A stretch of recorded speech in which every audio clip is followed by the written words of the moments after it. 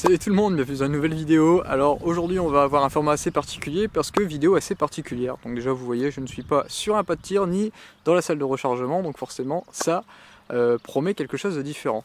Je me suis rendu compte que ça fait bientôt 3 ans que je suis sur YouTube de manière officielle et je me suis dit que c'était quand même l'occasion aujourd'hui de vous parler un petit peu plus de moi parce que vous me connaissez par le biais des vidéos YouTube mais vous ne savez pas finalement qui se cache derrière tout ça, donc c'est l'occasion de faire une petite vidéo là-dessus. Je vais la garder relativement courte.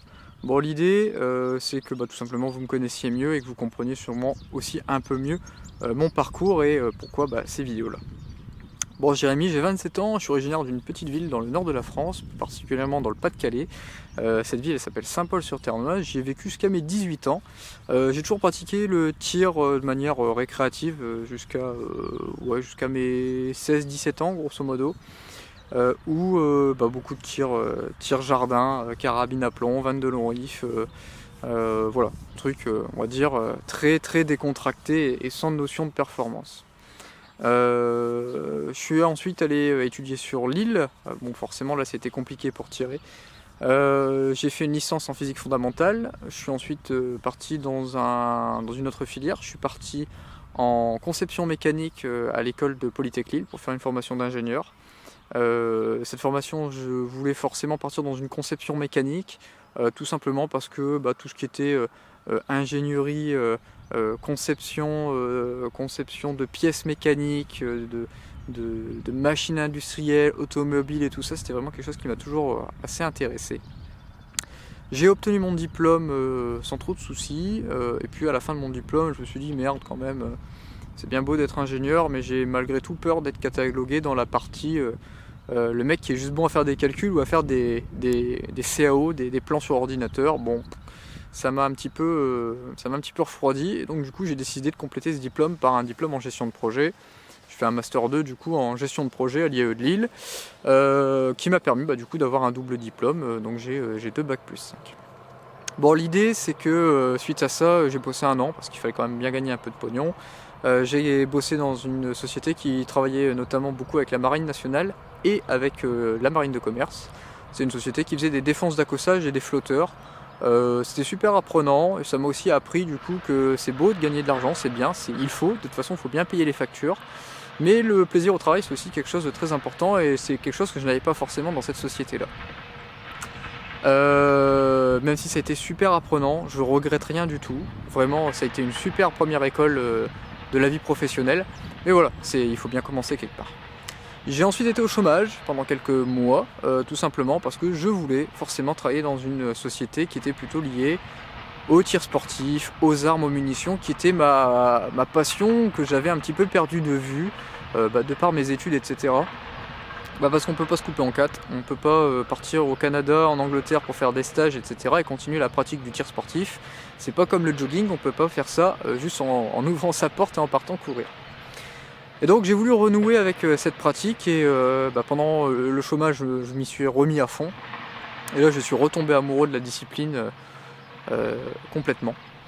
Et ça m'a forcément donné envie de travailler dans une société qui travaille dans ce domaine-là. Donc j'ai envoyé des CV un petit peu partout. Il faut quand même avouer que en France, le tir sportif et les armes, c'est plutôt un truc qui est en train de décroître plutôt que monter. Et donc assez compliqué d'avoir des réponses. Un jour, au bord de la piscine, j'étais en train de flâner sur Facebook et là je vois le post d'un copain, Camille Garnier, il ne sait pas d'ailleurs, il va sûrement l'apprendre s'il regarde cette vidéo, qui met son tableau de chasse et qui met hashtag Décathlon, hashtag Soloniac. Je fais merde, putain c'est vrai, il y a Décathlon, j'ai même pas envoyé de candidature là-bas. Donc j'envoie ma candidature, et cette candidature, le jour même on me répond, comme quoi mon profil est intéressant, et qui voudrait me rencontrer. Donc 2 jours plus tard, je me retrouve à Bordeaux où je passe des entretiens d'embauche et le jour même je suis embauché. Donc du coup c'est là où a commencé à vraiment changer drastiquement ma vie parce que tout simplement mon départ sur Bordeaux ça a marqué un tournant, tout simplement, comme quoi ma vie serait 100% orientée maintenant vers le tir et vers les armes parce que ça m'a complètement débridé. Ici, il faut avouer qu'en Gironde, on est quand même très très bien lotis. On a des pas de tir longue distance à foison, il y en a vraiment plein. J'ai compté dans un rayon de 150 km autour de chez moi, j'en compte 7. qui font plus de 1000 mètres. Donc il y a de quoi faire. Et surtout, mon nouveau métier chez Decathlon, c'était ingénieur munitions. Donc, mon rôle, c'était de suivre la qualité des produits existants, de les améliorer au nécessaire, et puis de développer aussi des nouveaux produits, notamment des munitions sans plomb pour la chasse et d'autres éléments. Alors ce métier, je l'ai occupé et je l'occupe toujours. Alors chez Decathlon, on travaille d'une manière assez particulière. Souvent on a un métier et une mission. Le métier représente 80-90% de votre temps de travail et votre mission c'est les 10 ou 20% à côté. Bon, aujourd'hui, après 1 an et demi au poste d'ingénieur munitions, c'était mon métier, maintenant c'est devenu ma mission. Mon métier aujourd'hui c'est chef de produit. C'est une personne qui doit connaître les utilisateurs d'un sport. Donc moi je suis chef de produit au tir sportif sur la partie cible. Donc je dois connaître les pratiques de tir sur cible, quels sont les besoins en termes de produits, en termes de contraintes physiques, etc. Bref, il faut connaître l'utilisateur et ses besoins. Et donc ensuite de penser aux produits qui vont leur être bénéficiaires, qui vont les aider. Ces produits, soit on les développe sous la marque Decathlon, soit on les achète sur une autre marque et puis on les vend par le biais de Decathlon. Voilà, grosso modo, mon métier d'aujourd'hui, avec du coup une partie à 20% qui est sur le suivi qualité, toujours sur les munitions. Alors pourquoi je vous parle de tout ça ? Déjà parce que c'est intéressant que vous sachiez que oui, le tir, les armes, c'est mon métier. C'est pas juste ma passion, c'est ma passion et mon métier. Et que j'aimerais essayer quelque chose d'assez différent de ce qui se fait aujourd'hui. Je suis l'un des rares youtubeurs dans ce domaine, et surtout l'un des rares youtubeurs qui travaille dans une grande société dont c'est le métier. Et ce que je voudrais faire, c'est tout simplement vous inclure dans la conception de certains de nos produits. Tout simplement parce que je pense que qui de mieux que vous peut nous conseiller sur le choix dans la conception des produits. Alors mon idée c'est la suivante, c'est la seule vidéo dans laquelle vous entendrez parler de Decathlon, parce que je veux quand même qu'il y ait une différence entre ma vie pro et ma vie perso. Donc voilà, c'est la seule vidéo dans laquelle vous entendrez parler de Decat. Je crée une page Facebook qui s'appelle Jérémy Decathlon Solognac, il y a un lien dans la description.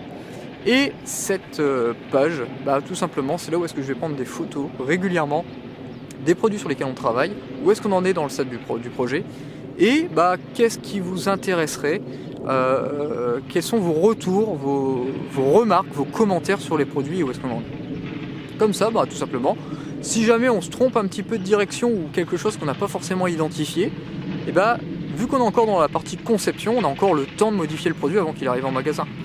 Et l'idée c'est justement de surtout pas vous présenter des produits déjà finis, parce que bon voilà, un produit fini, je vais pas vous faire de la pub pour regarder ce super beau produit, ceci est magnifique, achetez-le, non ça c'est pas du tout ce que je vais faire. Moi l'idée c'est vraiment, on conçoit des produits qui vous conviennent beaucoup plus et que vous participez à la conception de produits par Decathlon, tout simplement. Donc voilà, donc l'idée c'est que le lien est en bas, et puis que je ferme ce chapitre de Decathlon sur cette page YouTube, tout simplement parce que je ne veux pas mélanger vie professionnelle et personnelle, je veux pas de conflit d'intérêts, et je veux surtout pas que vous ayez une arrière-pensée à chaque fois que vous voyez une vidéo YouTube des armes et la science de Jérémy en vous disant que c'est une pub cachée pour Decathlon. Et jamais de la vie ce sera ça. Jamais, jamais, jamais. Bon, sur le retour de la maison, parce que forcément je ne vais pas filmer devant chez moi, j'ai pas forcément envie d'être cambriolé. L'idée c'est que j'ai oublié aussi de parler d'un élément, c'est que je suis arrivé en Gironde en 2018, j'ai été en location pendant 1 an. Et puis ensuite j'ai acheté une maison parce que je savais que j'allais faire mon nid ici et que j'allais rester un bon bout de temps ici, donc autant acheter plutôt que de donner un loyer à un propriétaire pendant X années. J'ai acheté une maison avec mes moyens, c'est-à-dire pas grand chose, parce que la région, l'immobilier a explosé, ça coûte une blinde. La maison avait été rénovée extérieurement, enfin on va dire de manière cosmétique, elle était propre. Donc voilà, moi un peu insouciant, premier achat immobilier, c'est mignon, j'achète. Et puis après en emménageant, en fait on se rend compte de plein de malfaçons. C'est une maison qui est plus de centenaire, et donc il y a pas mal de problèmes de maisons en pierre plus de centenaire que je n'imaginais pas, moi qui ai toujours vécu dans des maisons très modernes. Et donc finalement il y a beaucoup plus de travaux que prévu initialement. Et donc ces travaux supplémentaires que j'avais pas prévus initialement font que j'ai quand même pas mal de mon temps qui est alloué à l'amélioration de mon cadre de vie, à l'amélioration de cette maison. Et c'est du temps que je ne peux malheureusement pas consacrer sur YouTube. Donc voilà aussi pourquoi il y a relativement peu de contenu depuis quelques temps. Au début où j'ai emménagé dans cette nouvelle maison, il faut dire que j'avais un petit peu fermé les yeux. Je me suis dit allez, je vais aller tirer, la maison va se réparer toute seule et elle va avancer toute seule. Mais en fait ça marche pas comme ça, en fait il faut mettre la main à la pâte pour que ça avance.